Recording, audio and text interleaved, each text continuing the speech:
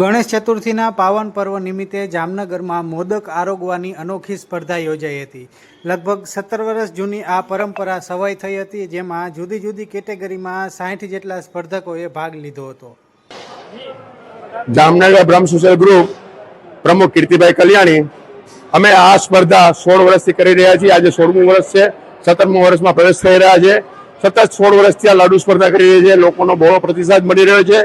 અમારા ભૂદેવોની, અમારા ખાસ હળવદના બ્રાહ્મણોની ખાસિયત છે અને એમનું એક લાક્ષણિક છે લક્ષણ કે વિશિષ્ટ લક્ષણ કહી શકાય અને ભગવાનની એક ગોડ ગિફ્ટ છે કે વધુમાં વધુ લાડુ અમારા ભૂદેવો પહેલા ખાતા, હવે એ સંસ્કૃતિ આસ્તે આસ્તે લુપ્ત થતી જાય છે।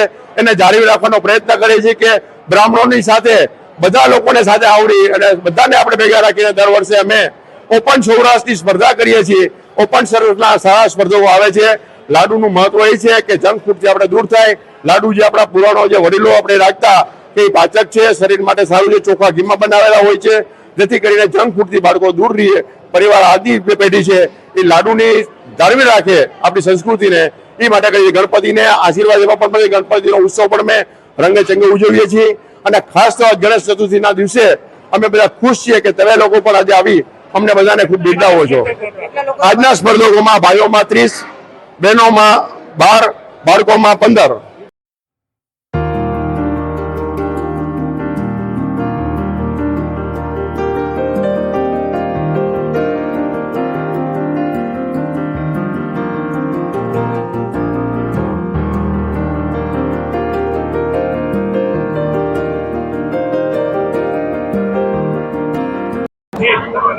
મારું નામ નાનજીભાઈ અમીરભાઈ મકવાણા, ગામ રામપર। આ સ્પર્ધાની માલિકો હું છેલ્લા 7 વર્ષથી ભાગ લઉં છું। ગણેશજી મને ખૂબ આનંદ આવે છે એ પ્રત્યે અને ખૂબ મોજ આવે છે। ગયા વર્ષે પણ મારો પહેલો નંબર આવેલો લાડવા ખાઈ, આજ રોજ મારે 9 લાડવા ખાઈને પહેલો નંબર આવે છે। ધન્યવાદ। એક લાડુનો વજન 100 ગ્રામ, 9 લાડુ ખાધા 900 ગ્રામ વજન થાય।